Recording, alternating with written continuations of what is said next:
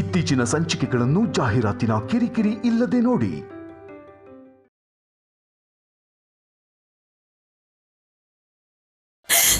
ತಾತಾನೇ ಇದನ್ನೆಲ್ಲ ಮಾಡಿದ್ದು.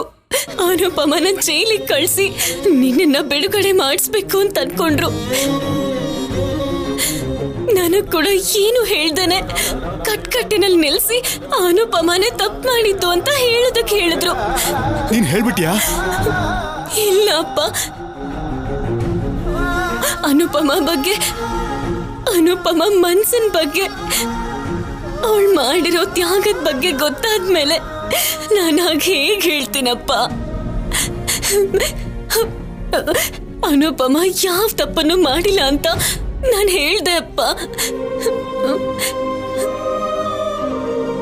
ಅಷ್ಟಕ್ಕೂ ನಮ್ಮಪ್ಪ ಹಾಗೆ ಮಾಡಿದ್ರು ಅಂದ್ರೆ ನಂಬೋಕೆ ಆಗ್ತಿಲ್ಲ. ಯಾಕೆ ಹಾಗೆ ಮಾಡಿದ್ರು ಅರ್ಥನೇ ಆಗ್ತಿಲ್ಲ. ಪ್ರತಿಯೊಬ್ರು ಅವ್ರ ಸ್ವಾರ್ಥದ ಬಗ್ಗೆನೇ ಯೋಚನೆ ಮಾಡ್ತಾ ಅನುಪಮಗೆ ಅನ್ಯಾಯ ಮಾಡ್ತಾನೆ ಇದಾರೆ ಅಪ್ಪ. ನಿಜಾನೇ ಕಲ್ಯಾಣಿ, ನಾನು ಕಟ್ಟಿರೋ ತಾಳಿ ಅನುಪಮಗೆ ನೇಣು ಹಗ್ಗದ ಹಾಗೆ ಬದಲಾಗಿದೆ. ಅಗ್ನಿ ಸಾಕ್ಷಿಯಾಗಿ ಸಪ್ತಪದಿ ತುಳಿಯೋದ್ರ ಜೊತೆಗೆ ಅನುಪಮ ನಂಬಿಕೆನ ಮತ್ತು ಪ್ರೀತಿನ ಬೂದಿ ಮಾಡಿಬಿಟ್ಟೆ. ಕಿರು ಬೆರಳನ್ನ ಹಿಡ್ಕೊಂಡು ತಲೆ ಮೇಲಕ್ಕೆ ಎತ್ತದೆ ನನ್ನ ಹೆಜ್ಜೆ ಮೇಲೆ ಹೆಜ್ಜೆ ಇಟ್ಟು ಆನಂದ ಪಟ್ಟ ಅನುಪಮ ಈಗಲೂ ನನ್ನ ಬಗ್ಗೆನೇ ಯೋಚನೆ ಮಾಡ್ತಿದ್ದಾಳೆ. ಆದ್ರೆ ನಾನು ಅನುಪಮನ ಮರೆತು ಹೋಗಿ ತಪ್ಪು ಮಾಡಿಬಿಟ್ಟೆ. ಆ ತಪ್ಪಿಗೆ ಅನುಪಮಗೆ ಮತ್ತೆ ಮತ್ತೆ ಶಿಕ್ಷೆ ಕೊಟ್ಟೆ. ನನ್ನ ನೋಡ್ತಿದ್ದ ಹಾಗೆ ಪ್ರೀತಿಯಿಂದ ಸ್ವಾಗತಿಸ್ತಾ ಇದ್ದ ಕಣ್ಣು ತನ್ನ ಸ್ಥಾನದಲ್ಲಿ ಮಾಧುರಿನ ನೋಡಿದ ಕೂಡ್ಲೆ ಸಾವಿರಾರು ಪ್ರಶ್ನೆಗಳನ್ನ ಕೇಳ್ತಾ ಮೌನವಾಗಿ ಉಳ್ದೋಯ್ತು. ಅವಳ ಹೃದಯದಲ್ಲಿದ್ದಂತಹ ಪ್ರೀತಿಯಿಂದ ಹೃದಯ ನಿಂತು ಹೋಗಿ ಬಾಯಲ್ಲಿ ಮಾತು ಬರಲಿಲ್ಲ ಅಂತ ಅನ್ಸುತ್ತೆ. ಅಮ್ಮ ಅವರು ನಿನಗೆ ಯಾಕೆ ಅನ್ಯಾಯ ಮಾಡಿದ್ರು ಕೇಳು ಅನುಪಮ ಅಂತ ಹೇಳ್ತಿದ್ರೆ ನೋಡ್ತಾ ಸುಮ್ಮನೆ ನಿಂತಿದ್ಲೆ ಹೊರತು ಇಷ್ಟು ವರ್ಷಗಳಾದ್ರೂ ನನಗೆ ಯಾಕೆ ಅನ್ಯಾಯ ಮಾಡಿದ್ರಿ ಅಂತ ಒಂದು ದಿನ ಕೂಡ ಕೇಳಲಿಲ್ಲ. ಅನುಪಮ ದೇವತೆ. ನಿಜಾನೇ ಅಪ್ಪ, ಅನುಪಮ ದೇವತೆ. ಅವಳ ಜೀವನ ನಾಶ ಆಗೋದಕ್ಕೆ ಕಾರಣವಾಗಿರೋ ಮಾಧುರಿ ಮಗಳು ನಾನು ಅಂತ ಗೊತ್ತಾದ್ಮೇಲೂ ನನ್ನ ಯಾವತ್ತೂ ಶತ್ರು ತರ ನೋಡ್ಲೇ ಇಲ್ಲ. ಹೆತ್ತ ಮಗಳಿಗಿಂತ ಚೆನ್ನಾಗಿ ನೋಡ್ಕೊಂಡ್ಲು. ನಾನೇನಾದ್ರೂ ಊಟ ಮಾಡಲ್ಲ ಅಂದ್ರೆ ಕೋಪ ಮಾಡ್ಕೋತಿದ್ಲು. ನಾನ್ ಕಾಣಿಸ್ಲಿಲ್ಲ ಅಂದ್ರೆ ಗಾಬರಿ ಆಗ್ತಿದ್ಲು.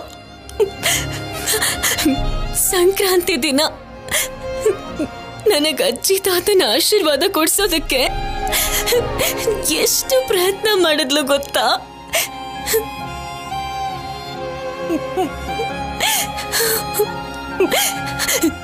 ನಾನು ಮಾಧುರಿ ಅಜಯ್ ಪ್ರಿನ್ಸೆಸ್ ಅಂತ ಗರ್ವ ಪಡ್ತಿದ್ದೆ ಅಪ್ಪ. ಆದ್ರೆ ಈಗ ಎಲ್ಲರೂ ನನ್ನ ಕೆಟ್ಟವಳು ಅಂತ ಹೇಳ್ತಾ ಇದ್ದಾರೆ. ನಾನು ನೀನು ಮಾಡಿರೋ ಕೆಲ್ಸಕ್ಕೆ ಅಜ್ಜಿ ನಿನ್ನ ನನ್ನ ಜೀವನ ಪೂರ್ತಿ ಕ್ಷಮಿಸೋದಿಲ್ಲ ಅನ್ಸುತ್ತೆ ಅಪ್ಪ. ನಾನು ಯಾರಿಗೂ ಇಷ್ಟ ಆಗಲ್ಲ ಅಪ್ಪ.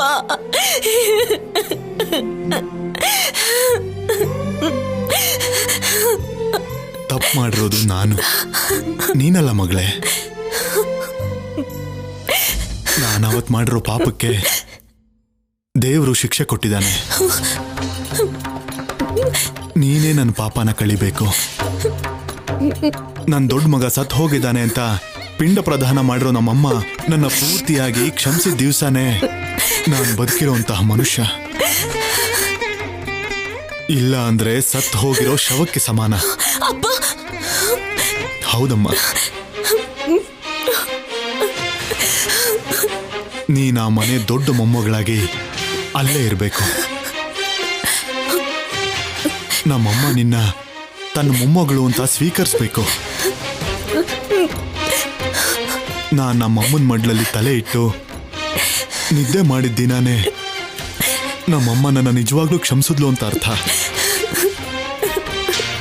ಮಾಧುರಿ ಬದುಕಿದ್ದಷ್ಟು ದಿವಸನೂ ಆ ಮನೆಯಲ್ಲಿ ಸ್ಥಾನ ಪಡ್ಕೊಳ್ಬೇಕು ಅಂತ ಅನ್ಕೊಂಡಿದ್ಲು. ನಾನು ಮಾಡಿದ ತಪ್ಪಿಗೆ ಅದ್ ನಡೀಲೇ ಇಲ್ಲ. ನೀನಾದ್ರೂ ಆ ಮನೇಲಿದ್ರೆ ಮಾಧುರಿ ಆತ್ಮಕ್ಕೆ ಶಾಂತಿ ಸಿಗುತ್ತೇನೋ. ಮಾಧುರಿ ನನ್ನ ಅನುಪಮ ದೂರ ಮಾಡಿ ನಿನ್ನ ಅನುಪಮ ಹತ್ರ ಮಗಳಾಗಿ ಕಳಿಸಿದಾಳೇನೋ. ನೋಡು ಕಲ್ಯಾಣಿ, ಅನುಪಮನ ನೀನು ಸಂತೋಷವಾಗಿ ನೋಡ್ಕೊಳ್ಬೇಕಮ್ಮ. ಅನುಪಮಗೆ ಜೊತೆಯಾಗಿ ನೀನು ಆ ಮನೆಯಲ್ಲೇ ಇರಬೇಕು. ಯಾರು ಏನಂದ್ರು ಎಷ್ಟೇ ಮಾತಾಡಿದ್ರು ಸರಿ, ಆ ಮನೆಯಿಂದ ಹೋಗಲ್ಲ ಅಂತ ಮಾತು ಕೊಡಮ್ಮ. ಅಜ್ಜಿಗೆ ಅನುಪಮಗೆ ಇಷ್ಟ ಆಗೋ ಥರನೇ ಇರ್ತೀನಿ ಅಂತ ಮಾತು ಕೊಡು.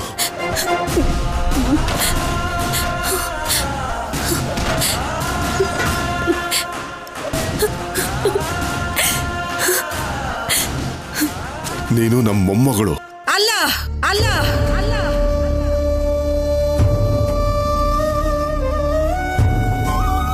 ಅವನಿಗೆ ಬೇಕಾಗಿರೋರು ನನಗೆ ಬೇಡದೆ ಇರೋರು.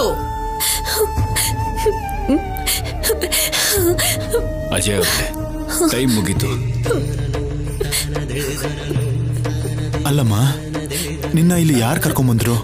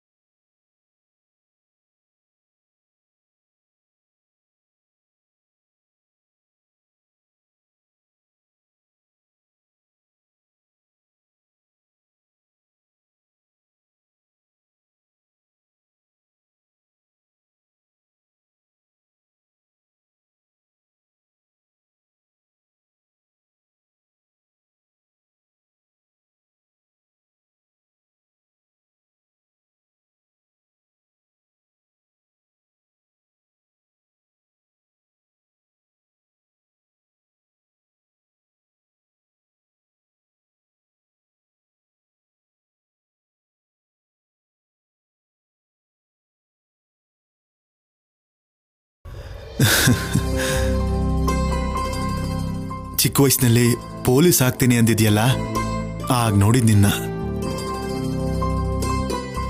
ಇವಾಗ ನೀನ್ ಪೊಲೀಸ್ ಆದ್ಮೇಲೆ ನೋಡ್ತಾ ಇದ್ದೀನಿ ಶೌರ್ಯ. ಹೆಮ್ಮೆ ಆಗ್ತಾ ಇದೆ. ಅನ್ಕೊಂಡಿರೋದನ್ನ ಸಾಧಿಸ್ಬಿಟ್ಟೆ.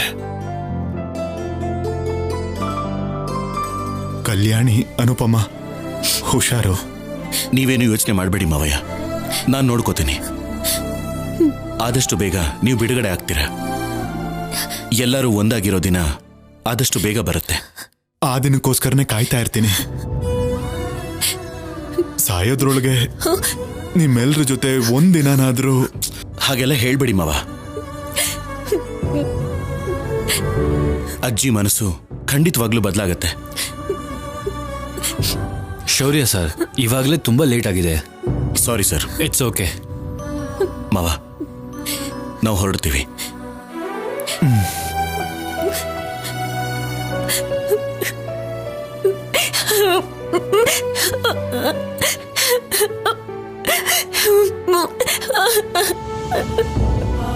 ಹುಷಾರು ಮಗಳೇ. ಬೇಡ ಬೇಡ.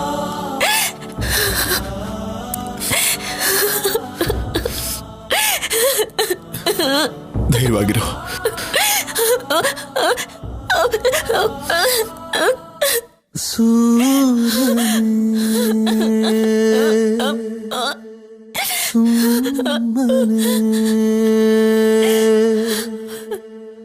ಆಗಸವ ತೊರೆದರೆ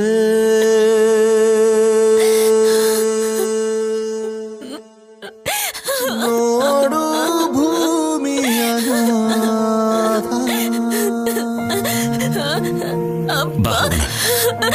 ಬಾ ಕಲ್ಯಾಣಿ ಬಾ.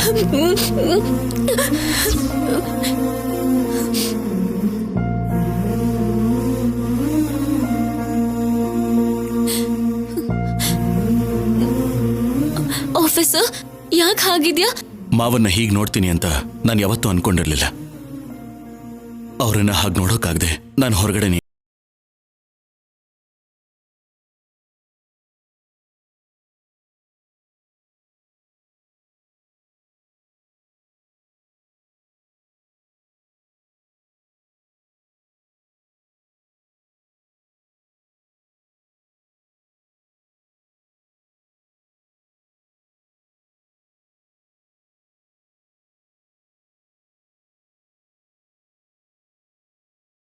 ಎಷ್ಟೋ ವರ್ಷಗಳಿಂದ ಕಾಣ್ತಾ ಇರೋ ಕನಸು ಇವತ್ತು ನಿಜ ಆಗಿರತ್ತೆ. ಅನುಪಮ ಈ ಮನೆಗೆ ದೂರವಾಗಿ ಶ್ರೀಕೃಷ್ಣ ಜನ್ಮಸ್ಥಾನದಲ್ಲಿ ಕೂತ್ಕೊಂಡು ದುಃಖದಲ್ಲಿ ಹೇಳಿದ್ದನ್ನೇ ಹೇಳ್ಕೊಂಡು ಕೂತಿರ್ತಾಳೆ. ಈ ಸಂತೋಷವಾದ ವಿಷಯನ ಅಪ್ಪನ ಬಾಯಿಂದನೇ ಕೇಳೋಣ ಅಂತ ತುಂಬಾ ಆಸೆಯಿಂದ ಕಾಯ್ತಾ ಇದ್ದೀನಿ. ಆದ್ರೆ ಅಪ್ಪ ಯಾಕಿನ್ನೂ ಬಂದಿಲ್ಲ?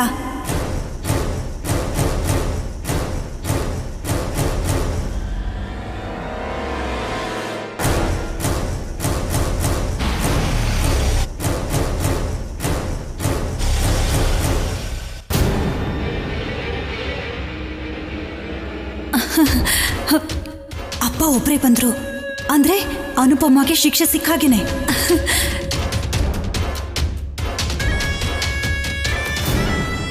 ಏನಾಯ್ತಪ್ಪ? ಅಪ್ಪ ಏನಾಯ್ತು ಅಂತ ಹೇಳಪ್ಪ. ಅಪ್ಪ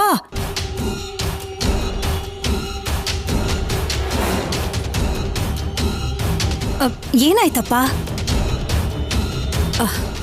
ಅನುಪಮಗ್ ಶಿಕ್ಷೆ ಸಿಕ್ತು ಅಂತ ಬೇಜಾರಾಗ್ತಿದ್ಯಾ? ಅವ್ರವ್ರ ಹಣೆ ಬರಹ ಹೇಗಿರುತ್ತೋ ಹಾಗಾಗೆ ನಡೆಯತ್ತಪ್ಪ. ಅದಕ್ಕೆ ಇಷ್ಟು ಬೇಜಾರು ಮಾಡ್ಕೊಂಡ್ರೆ ಹೇಗೆ? ಇಷ್ಟಕ್ಕೂ ಅನುಪಮಗೆ ಎಷ್ಟು ವರ್ಷ ಶಿಕ್ಷೆ ಆಯ್ತಪ್ಪ? ಯಾವ ಜೈಲ್ಗೆ ಹಾಕಿದ್ದಾರೆ?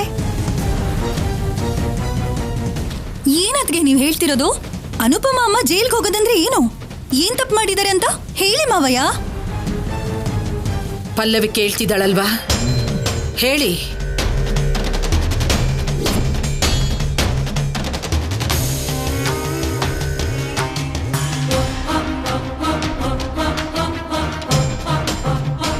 ತಪ್ಪು ಮಾಡಿದವರೇ ತಲೆ ತಗ್ಸೋದು.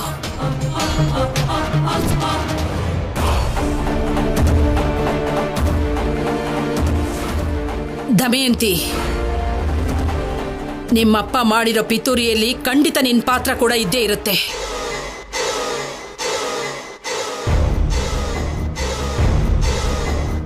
ಅವರೊಬ್ಬರೇ ಅಂತೂ ಈ ಕೆಲಸ ಮಾಡಿರಲ್ಲ.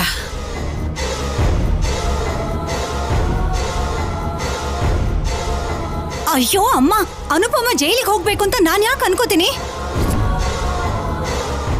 ನೀವು ಮಹಾನಟಿ ಅತ್ತಿಗೆ, ಇವಾಗ ತಾನೆ ಖುಷಿಯಾಗಿ ಮಾವನ ಹತ್ರ ಅನುಪಮ ಅಮ್ಮ ಜೈಲ್ಗೆ ಹೋದ್ರಂತ ಕೇಳ್ತಿದ್ರಿ. ಈ ವಿಷಯದಲ್ಲಿ ನಿನ್ನ ಪಾತ್ರ ಸ್ವಲ್ಪ ಇದೆ ಅಂತ ಗೊತ್ತಾದ್ರೂ ಅಜಯ್ಗೆ ಬಂದಿರೋ ಗತಿನೇ ನಿನ್ಗೂ ಬರುತ್ತೆ.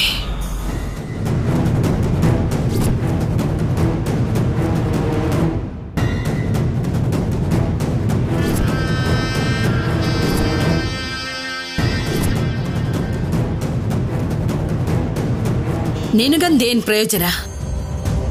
ಈ ಮನೆಯಲ್ಲಿ ಎಲ್ರೂ ತಲೆ ಮೇಲೆ ಕೂಸ್ಕೊಂಡು ಯಾರೇನ್ ತಪ್ಪು ಮಾಡಿದ್ರು ತಂದೆ ಅಂತ ಭಾವಿಸಿ ನೋವನ್ನ ನುಂಗೋ ಈ ಅನುಪಮನ್ ಅನ್ಬೇಕು. ಅಷ್ಟಕ್ಕೂ ಯಾಕೆ ಹೀಗೆ ಮಾಡಿದೆ ಅನುಪಮ? ಆ ಮಾಧುರಿಯಿಂದನೇ ನಿನ್ನ ಜೀವನ ನಾಶ ಆಯ್ತು ಅಂತ ಗೊತ್ತಿದ್ರು ಮತ್ತೆ ಆ ಮಾಧುರಿ ಮಗಳಿಗೋಸ್ಕರ ನಿನ್ನ ಜೀವನನ ತ್ಯಾಗ ಮಾಡಬೇಕು ಅಂತ ನೋಡ್ದೆ. ಅಜಯ್ ಕಲ್ಯಾಣಿನ ಒಂದು ಮಾಡಬೇಕು ಅಂತ ನೋಡ್ದೆ.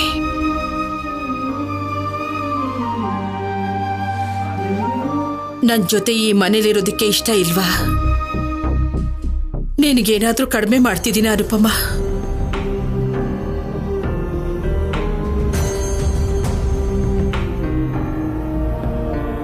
ನಾನು ಹೆತ್ತ ಮಗನಿಗಿಂತ ನಿನಗೆ ಜಾಸ್ತಿ ಬೆಲೆ ಕೊಡ್ತಿದ್ದೀನಲ್ವಾ? ಅದೇ ನನಗೆ ನೋವಾಗ್ತಿರೋದು ಕೂಡ. ಈಗಾಗಲೇ 18 ವರ್ಷಗಳಿಂದನೂ ನಿಮ್ಮ ಮಗನಿಂದ ದೂರ ಇದ್ದು ನೋವನ್ನು ಅನುಭವಿಸ್ತಾ ಇದ್ದೀರಿ. ನನ್ನನ್ನು ಸ್ವಂತ ಮಗಳ ಹಾಗೆ ನೋಡ್ಕೊಂಡ್ರಿ. ಈ ಅನಾಥೆಗೆ ಅಮ್ಮ ಆದ್ರಿ.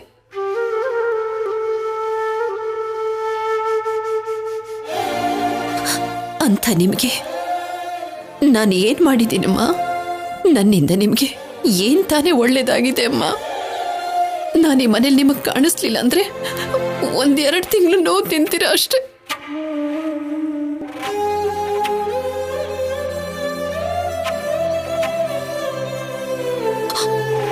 ಆದ್ರೆ ಅವು ಈ ಮನೆಗೆ ಬಂದ್ರೆ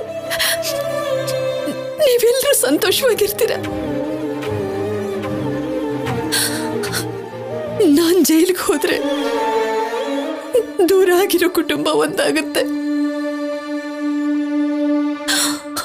ಈ ಮನೆ ಮಗಳು ಯಾರು ಇಲ್ದಿರೋ ಅನಾಥೆ ಆಗೋದು ತಪ್ಪತ್ತೆ.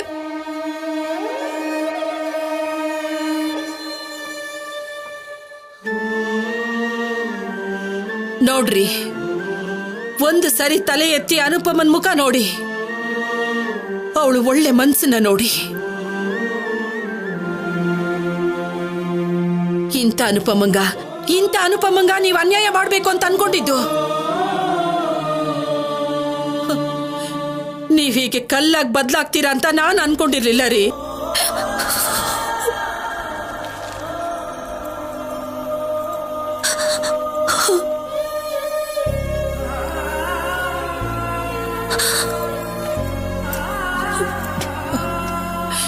ಅನುಪಮ, ನಿನ್ನ ಒಳ್ಳೆ ಮನಸ್ಸನ್ನ ನೋಡ್ತಿದ್ರೆ ನನಗೂ ಅಮ್ಮ ಅಂತ ಕರಿಬೇಕು ಅನ್ನಿಸ್ತಿದೆ ಅಮ್ಮ.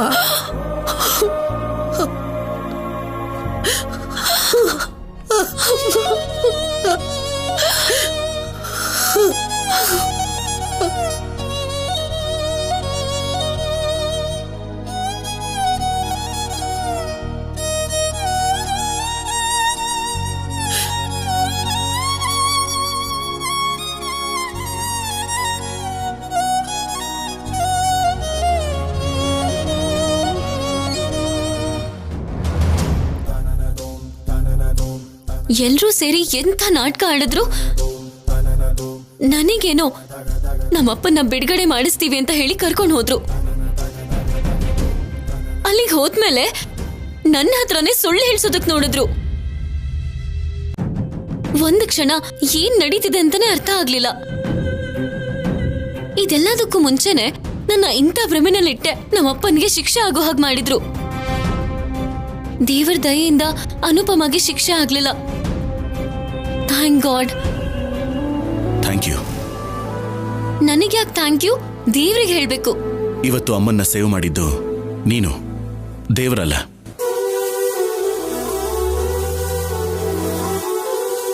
ಇದ್ರಲ್ಲಿ ನಾನ್ ಮಾಡಿದ್ದೇನಿದೆ ಆಫೀಸರ್? ನಡೆದಿದ್ದನ್ನೇ ಹೇಳ್ದೆ, ನೋಡಿದ್ದನ್ನ ಹೇಳ್ದೆ ಅಷ್ಟೆ. ಅನುಪಮ ಯಾವ ತಪ್ಪನ್ನು ಮಾಡಿಲ್ಲ ಅಲ್ವಾ? ಹೌದು. ಆದ್ರೆ ನಂಗೆ ಅರ್ಥ ಆಗ್ದಿರೋ ವಿಷಯ ಏನಂದ್ರೆ, ತಾತ ಅಷ್ಟೊಂದು ಕಠಿಣವಾಗಿ ಹೇಗ್ ಬದಲಾದ್ರು?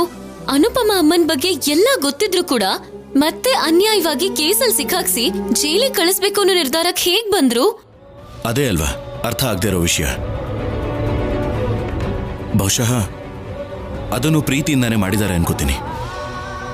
ಅದೆಂತ ಪ್ರೀತಿ? ನಿನ್ನ ಮೇಲಿನ ಪ್ರೀತಿ. ಮೊಮ್ಮಗಳು ಹತ್ರನೇ ಇರ್ತಾಳೆ ಅನ್ನೋ ಸ್ವಾರ್ಥ. ಅನುಪಮ ನೋವಲ್ಲಿದ್ರೆ ನನಗ್ ಸಿಗೋ ಸುಖ, ಸಂತೋಷ, ಪ್ರೀತಿ ನನಗ್ ಬೇಕಾಗಿಲ್ಲ.